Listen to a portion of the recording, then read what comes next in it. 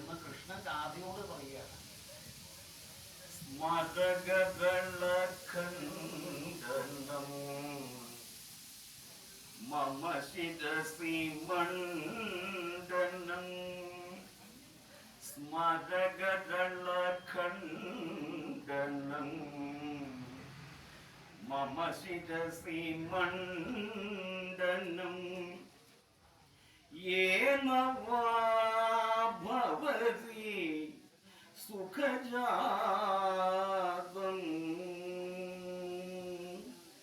യേന വാ ഭവതി സുഖജാതം. ഈ വരി ജയദേവ കവി എഴുതി. എന്താണ് ആ വരിയിൽ പറയുന്നത്? സ്മരഗദളഖണ്ഡനം മമ ശിരസി മണ്ഡനം. എന്റെ തലയിൽ ചവിട്ടിയിട്ടാണ് നിനക്ക് എന്നോടുള്ള കോപം മാറുന്നത് എങ്കിൽ എന്റെ തലയ്ക്ക് ചവിട്ടിക്കോളൂ രാധേ എന്നാണ് കൃഷ്ണൻ പറയുന്നത്. ഈ വരി എഴുതിയപ്പോ ജയദേവ കവിക്ക് ആകെ പ്രയാസമായി. അയ്യോ, കൃഷ്ണനെ കൊണ്ട് ഒരു രാധയോട് ഇങ്ങനെ പറയിപ്പിക്കണോ? കൃഷ്ണൻ രാധയെ കൊണ്ട് രാധേനെ ചവിട്ടിക്കൊള്ളാൻ പറയുകയാണ്. അത് വേണ്ട എന്ന് ഒരു സംശയമായപ്പോ ആ വരി അവിടെ നിർത്തി. ആ സമയത്തേക്ക് വന്ദനായി കുളിക്കാൻ വേണ്ടി പോയി. അപ്പൊ ഈ പത്മാവതിയുടെ ഒരു രീതി എന്താണെന്ന് വിചാരിച്ചു കഴിഞ്ഞാൽ, ഈ ഭർത്താവ് എഴുതിയ വരികളൊക്കെ ഇങ്ങനെ പാടുക, അതിന് ഈരടിയായിട്ട് അതിന് രാഗമൊക്കെ അവർ തന്നെ ഉണ്ടാക്കുക, പാടുക, ചിലപ്പോൾ ഒന്നിങ്ങനെ കളിക്കുക, അതിനനുസരിച്ചിട്ട്. അതാണ് ആ മറ്റേ പത്മാവതിയുടെ ഒരു രീതി.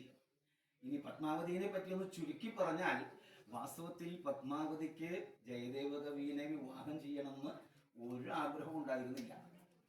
പക്ഷേ പത്മാവതിയുടെ അച്ഛൻ ഈ ജയദേവ കവിയെ വിവാഹം ചെയ്യണമെന്ന് ആഗ്രഹിച്ചിട്ട്, തൻ്റെ മകള് യോഗ്യന്മാര് വേണമല്ലോ, അതാണ് അച്ഛനും സഹോദരന്മാരും ഒക്കെ ആഗ്രഹിക്കുന്നത്, അതിയോഗ്യന്മാരായിരിക്കണം തൻ്റെ മകളെ അല്ലെങ്കിൽ തൻ്റെ സഹോദരിയെ വിവാഹം കഴിക്കുക എന്നുള്ളതാണ്. അപ്പൊ ജയദേവ കവി അതിയോഗ്യനാണ്. അപ്പൊ ജയദേവ കവി വിവാഹം കഴിക്കട്ടെ വിചാരിച്ചിട്ട് ഇവിടെ കൊണ്ടുവന്നു വെച്ചത്. അപ്പൊ അദ്ദേഹം പറഞ്ഞു, ഞാൻ ഈ ലൗകികത്വമൊക്കെ വിട്ട് നിൽക്കുന്ന ആളാണ്, ഈ എൻ്റെ ആഗ്രഹമാണ് കൊണ്ട് അവിടെ വെച്ചങ്ങോട്ട് പോയി പത്മാവതിനെ.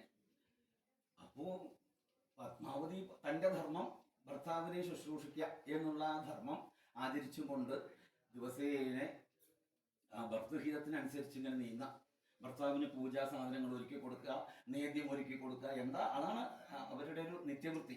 അങ്ങനെയാണ് ഈ ഗ്രന്ഥം എഴുതുമ്പോൾ ഇതിങ്ങനെ വായിക്കും. അപ്പൊ ഇതിങ്ങനെ വായിച്ചുകൊണ്ടിരിക്കുക.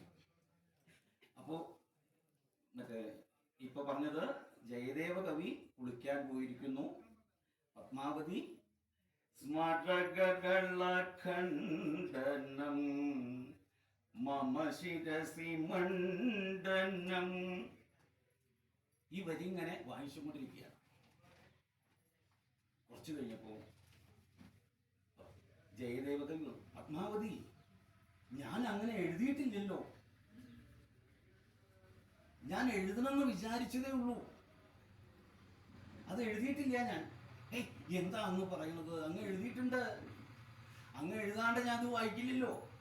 ഇതാ ഈ ഗ്രന്ഥത്തില് വരി കാണിച്ചു കൊടുത്തു. അദ്ദേഹം എഴുതിയ വരി ഇതാ എഴുതിയിരിക്കണം.